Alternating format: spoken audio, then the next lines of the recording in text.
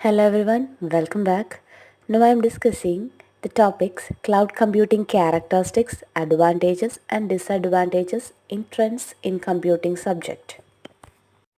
Let's see the types of cloud services.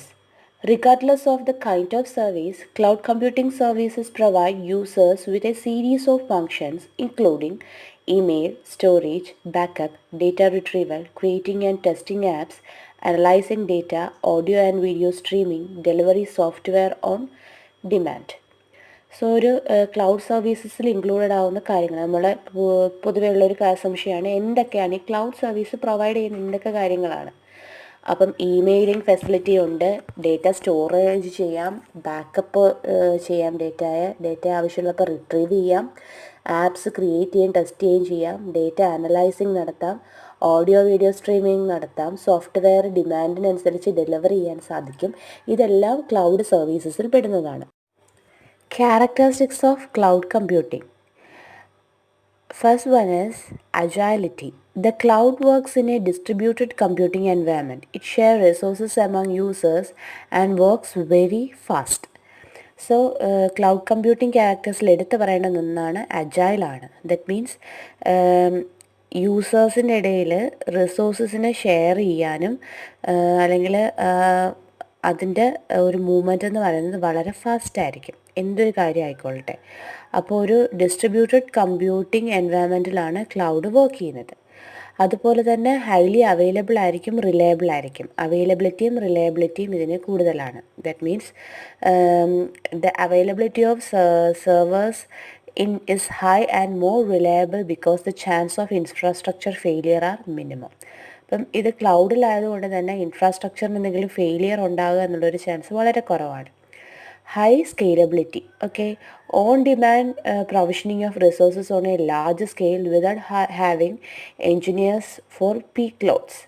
അപ്പോൾ ഈ ക്ലൗഡിൽ റിസോഴ്സസിനെ large സ്കെയിലിൽ പ്രൊവൈഡ് ചെയ്യാൻ പറ്റും. ഓക്കെ, അതായത് ഓൺ ഡിമാൻഡിൽ നമുക്ക് റിസോഴ്സസിനെ അവൈലബിൾ ആക്കാൻ പറ്റുന്നുണ്ട്, എന്ത് ഇല്ലാതെ തന്നെ. അപ്പം ഒരു എൻജിനീയേഴ്സിൻ്റെ എഫേർട്ട് അധികം ഇല്ലാതെ തന്നെ നമുക്കിത് ചെയ്യാൻ പറ്റുന്നുണ്ട്. അതുപോലെ തന്നെ മൾട്ടി ഷെയറിങ്, ഓക്കെ, മൾട്ടിപ്പിൾ യൂസേഴ്സിന് എഫക്റ്റീവായിട്ട് ഈ ഡേറ്റയെ അല്ലെങ്കിൽ ഇൻഫോർമേഷൻ ആക്സസ് ചെയ്യാനും ആപ്ലിക്കേഷൻസ് നല്ല എഫിഷ്യൻ്റായിട്ട് വർക്ക് ചെയ്യാനും ഒക്കെ സാധിക്കും.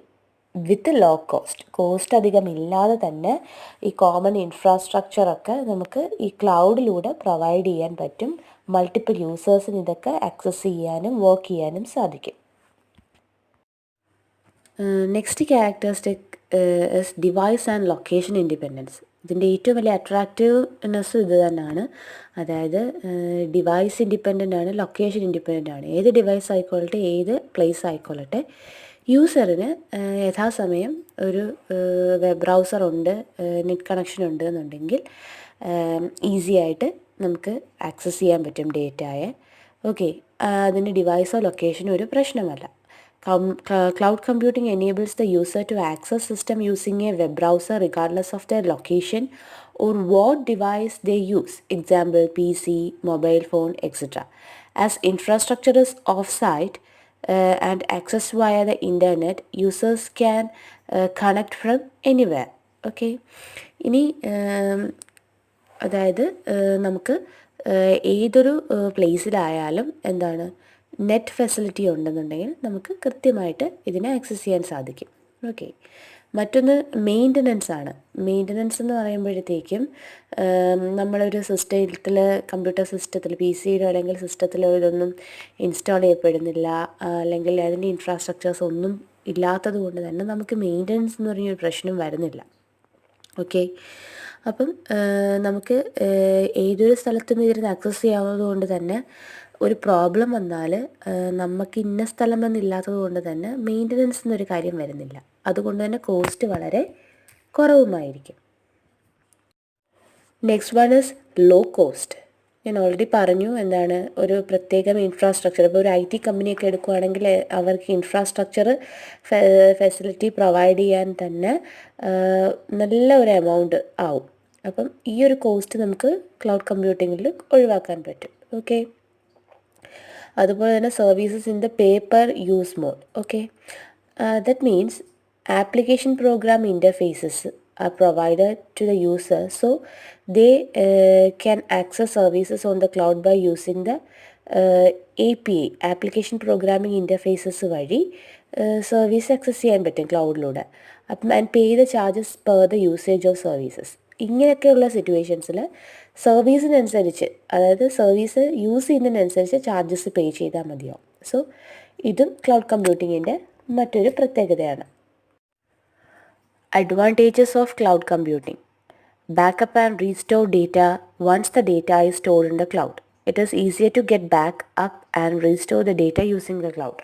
അപ്പം ക്ലൗഡിൽ നമ്മൾ ഡേറ്റ ബാക്കപ്പിങ്ങും റീസ്റ്റോറിങ്ങും എളുപ്പമാണ്. അതായത് വൺസ് നമ്മൾ അപ്ലോഡ് ചെയ്ത് അല്ലെങ്കിൽ സേവ് ചെയ്ത് കഴിഞ്ഞാൽ അതിനെ തിരിച്ച് ആക്സസ് ചെയ്യാനും റീസ്റ്റോർ ചെയ്യാനും ഒക്കെ ഈസി ആയിരിക്കും. Improved collaborations. Cloud application improve collaboration by allowing group of people to quickly and easily share information in the cloud via shared storage. ഒരു ഷെയർഡ് സ്റ്റോറേജ് വഴി യൂസേഴ്സിന് ഈസി ആയിട്ട് എന്ത് ചെയ്യാൻ പറ്റും, ഇൻഫർമേഷന് ഷെയർ ചെയ്യാനും ആക്സസ് ചെയ്യാനും ഒക്കെ പറ്റുന്നുണ്ട്. സോ കൊളാബറേഷൻ ഇംപ്രൂവ്ഡ് ആണ്. ഇനി എക്സലൻ്റ് ആക്സസിബിലിറ്റി. അപ്പം എവിടെ ആയിക്കൊള്ളട്ടെ, ലോകത്തിൻ്റെ ഏത് കോണിലായാലും നെറ്റ് കണക്ഷൻ ഉണ്ടെങ്കിൽ നമുക്ക് എന്ത് ചെയ്യാൻ പറ്റും, ഡേറ്റ ആക്സസിങ്ങും സിസ്റ്റം ആക്സസിങ്ങും ഒക്കെ നടത്താൻ പറ്റും. സോ അത് തന്നെയാണ് ഇതുകൊണ്ട് ഉദ്ദേശിക്കുന്നത്. അപ്പം ക്ലൗഡ് ഇൻഫ്രാസ്ട്രക്ചറിൽ നമുക്ക് ആ ഒരു വെൽ ഓർഗനൈസ്ഡ് ആക്സസിബിലിറ്റി പ്രൊവൈഡ് ചെയ്യുന്നുണ്ട്. Low maintenance cost. Hardware software maintenance cost ഇതിന് തീരെയില്ല. Next advantages mobility. അപ്പം മൊബൈലായിട്ട് നമുക്ക് എന്ത് ചെയ്യാൻ പറ്റും, ഡേറ്റ ആക്സസിങ് നടത്താൻ പറ്റും. അപ്പം മൂവബിളാണ്. മറ്റൊന്ന് പറഞ്ഞാൽ I service in the pay per use model. അതായത് ആപ്ലിക്കേഷൻ ഇൻ്റർഫേസ് അല്ലെങ്കിൽ ആപ്ലിക്കേഷൻ പ്രോഗ്രാമിംഗ് ഇൻ്റർഫേസ് എന്ന് പറഞ്ഞൊരു സിസ്റ്റം ക്ലൗഡ് കമ്പ്യൂട്ടിംഗ് ഓഫർ ചെയ്യുന്നുണ്ട്. യൂസറിന് ക്ലൗഡ് സർവീസ് പേ ചെയ്ത് യൂസേജിനനുസരിച്ച് ചാർജസ് പേ ചെയ്ത് ആക്സസ് ചെയ്യാം. മറ്റൊന്ന് അൺലിമിറ്റഡ് സ്റ്റോറേജ് കപ്പാസിറ്റി. അപ്പം ഇവിടെ ഡേറ്റ സ്റ്റോറേജ് എന്ന് പറയുന്നത് അൺലിമിറ്റഡ് ആണ്. ഓക്കെ, ഇനി നമ്മുടെ ഡോക്യുമെൻറ്റിൻ്റെ സൈസ് അനുസരിച്ച് ഇമേജ് ഓഡിയോ വീഡിയോ എന്താവാം ഒരു പ്ലേസിൽ തന്നെ നമുക്ക് സ്റ്റോർ ചെയ്യാൻ പറ്റും. മറ്റൊന്ന് ഡേറ്റ സെക്യൂരിറ്റിയാണ്. ഇതൊരു വലിയൊരു അഡ്വാൻറ്റേജ് ആണ് ക്ലൗഡിൻ്റെ. ഇതിൻ്റെ അകത്ത് സൂക്ഷിക്കപ്പെടുന്ന ഇൻഫോർമേഷൻ സെക്യൂർഡ് ആണ്. മറ്റൊരു തരത്തിലും ആരും ഇതിനെ ഹാൻഡിൽ ചെയ്യത്തില്ല. സോ ഡിസ്കസ് ചെയ്ത അഡ്വാൻറ്റേജസിൻ്റെ ഒരു പിക്ചോറിയൽ റെപ്രസെൻറ്റേഷനാണ്. Data security, backup and restore data, improved collaboration, excellent accessibility, low maintenance cost, mobility, service in pay-per-use, and unlimited storage capacity. So these are the advantages of cloud computing. Next is the disadvantages of cloud computing. So cloud കമ്പ്യൂട്ടിങ്ങിൻ്റെ positives പോലെ തന്നെ ചെറിയ നെഗറ്റീവ്സും ഇതിനുണ്ട്. അതിൽ ഏറ്റവും പ്രധാനമാണ് നമുക്കിതിനെല്ലാം basically വേണ്ടുന്നൊരു കാര്യം internet കണക്ടിവിറ്റിയാണ്. അപ്പം ക്വാളിറ്റി നെറ്റ് കണക്ഷൻ ഇല്ലെങ്കിൽ നമുക്കിതൊന്നും പോസിബിൾ ആവത്തില്ല. സോ ക്ലൗഡ് കമ്പ്യൂട്ടിങ്ങിൽ ഡേറ്റ സ്റ്റോർ ചെയ്യുകയും ആക്സസ് ചെയ്യുകയൊക്കെ വേണമെന്നുണ്ടെങ്കിൽ നമുക്ക് എന്ത് വേണം, നല്ല ഗുഡ് നെറ്റ് കണക്ഷൻ വേണം. അതായത് ക്വാളിറ്റി നെറ്റ് കണക്ഷൻ ഉണ്ടായിരിക്കണം. മറ്റൊന്ന് വെൻഡർ ലോക്കിംഗ്. ഇത് ഈ ഒരു ക്ലൗഡ് കമ്പ്യൂട്ടിങ്ങിൻ്റെ വളരെ പ്രധാനപ്പെട്ടൊരു ഡിസഡ്വാൻറ്റേജ് ആണ്. അതായത് ഓർഗനൈസേഷൻസൊക്കെ ഫേസ് ചെയ്യുന്നൊരു പ്രോബ്ലമാണ് ഒരു വെൻഡറിൽ നിന്ന് മറ്റൊരു വെൻഡറിലേക്ക് സർവീസസ് ട്രാൻസ്ഫർ ചെയ്യപ്പെടുമ്പോൾ ഉണ്ടാകുന്ന പ്രോബ്ലം. ഇത് പല വെൻഡേഴ്സും പല പ്ലാറ്റ്ഫോംസ് ആയിരിക്കും യൂസ് ചെയ്യുന്നത്. സോ ഒരു ക്ലൗഡിൽ നിന്ന് മറ്റൊരു ക്ലൗഡിലേക്ക് ഇതിന് മൂവ് ചെയ്യപ്പെടുമ്പോൾ, അതായത് ഡിഫറെൻറ്റ് ക്ലൗഡ്സ് വഴിയായിരിക്കും ഇത് ഈ മൂവ്മെൻറ്റ് നടക്കുന്നത്, ഡേറ്റ ട്രാൻസ്ഫർ. അപ്പം പല വെൻഡേഴ്സും പല പ്ലാറ്റ്ഫോം യൂസ് ചെയ്യുന്നത് കൊണ്ട് തന്നെ കുറച്ച് ബുദ്ധിമുട്ടായിരിക്കും ഇത്. മറ്റൊരു ലിമിറ്റേഷൻ എന്ന് പറയുന്നത്, അല്ലെങ്കിൽ ഡിസഡ്വാൻറ്റേജ് എന്ന് പറയുന്നത് ലിമിറ്റഡ് കൺട്രോൾ ആയിരിക്കും. നമുക്കറിയാം ഈ ഇൻഫ്രാസ്ട്രക്ചേഴ്സ് എല്ലാം completely own and managed by service provider. ഒരു സർവീസ് പ്രൊവൈഡറിൻ്റെ കീഴിലായിരിക്കും ഇതെല്ലാം. ക്ലൗഡ് കമ്പ്യൂട്ടിങ് ഏതൊരു ഇൻഫ്രാസ്ട്രക്ചർ ആയാലും അവർ പ്രൊവൈഡ് ചെയ്യുന്നത് ഒരു സർവീസ് പ്രൊവൈഡറിൻ്റെ കീഴിലായിരിക്കും. So cloud user have less control over the function. അപ്പം ഇതിൻ്റെ മേലുള്ളൊരു കൺട്രോള് യൂസറിന് കുറവായിരിക്കും. ഓക്കെ, ആ ഇൻഫ്രാസ്ട്രക്ചറൊക്കെ പ്രൊവൈഡ് ചെയ്യുന്ന അല്ലെങ്കിൽ സർവീസിൻ്റെ എക്സിക്യൂഷനൊക്കെ പ്രൊവൈഡ് ചെയ്യുന്നത് സർവീസ് പ്രൊവൈഡർ ആയതുകൊണ്ട് തന്നെ യൂസറിന് അതിൻ്റെ മേലുള്ളൊരു കൺട്രോൾ കുറവായിരിക്കും. മറ്റൊന്ന് സെക്യൂരിറ്റി.